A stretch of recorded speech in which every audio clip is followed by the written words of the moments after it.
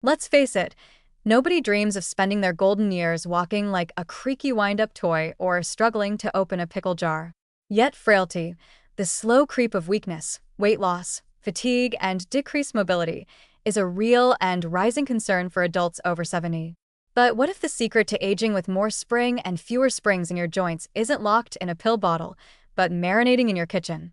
Increasingly, evidence says, yes, your dinner plate may be a long-range investment in resilience, and dietary patterns in midlife are proving to be powerful predictors of frailty in later life. This isn't just about leafy greens being good for you, although, spoiler alert, they are.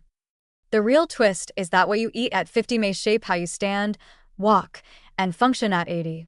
Several high-quality longitudinal studies, spanning decades and thousands of participants, have begun to connect the dots between midlife dietary quality and late-life frailty index scores, painting a compelling picture of food as a form of biological fortification. The frailty index is essentially a running tally of deficits, mobility issues, chronic diseases, sensory impairments, cognitive slippage, you name it. Think of it as a credit score for your body's robustness.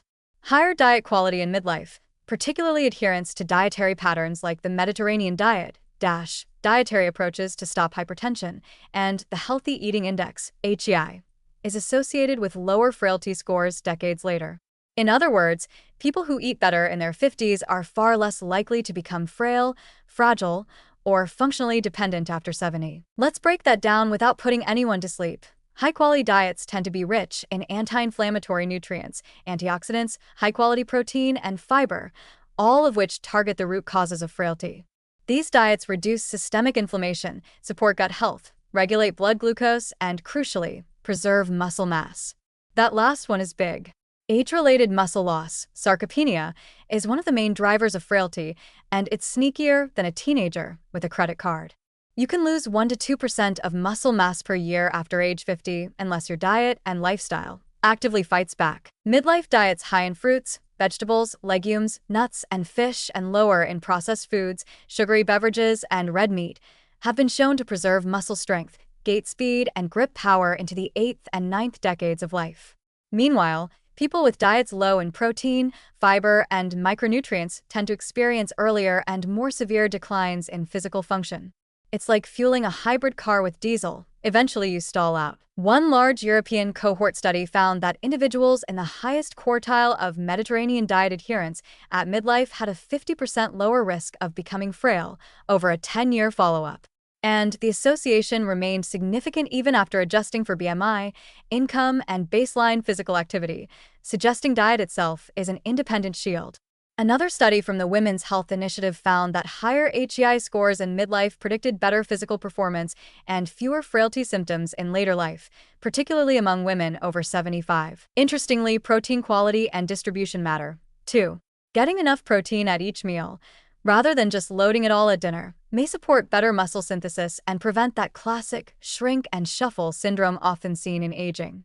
Plant-based proteins like soy, beans, and nuts also bring bonus nutrients like magnesium, potassium, and polyphenol, which have been linked to better neuromuscular function. Of course, no diet can completely prevent frailty if it's not paired with other essentials: regular movement, especially resistance training, good sleep, and social engagement. But here's where dietary patterns sneak in another advantage. People who eat better also tend to live better. They move more, smoke less, and stay socially active, which in itself may help preserve mental sharpness and physical function. Now, does this mean you need to start weighing your kale and Googling anti-frailty soup recipes? Not necessarily. The beauty of pattern-based nutrition is that it's about overall trends, not dietary perfection. Even modest improvements, like replacing white bread with whole grains, eating beans twice a week, or adding a handful of leafy greens to lunch, can accumulate into powerful protections over time. So yes, your fork might just be your most underrated weapon in the battle against frailty. While genetics and chance still play their roles, there's growing consensus that diet is not just about adding years to life. It's about adding function to those years. Because really, what good is living to 90 if you can't dance a little at your great-grandkid's wedding? Frailty isn't inevitable. It's negotiable. And the negotiation might just start with what's on your plate at 52, not what's in your medicine cabinet at 82.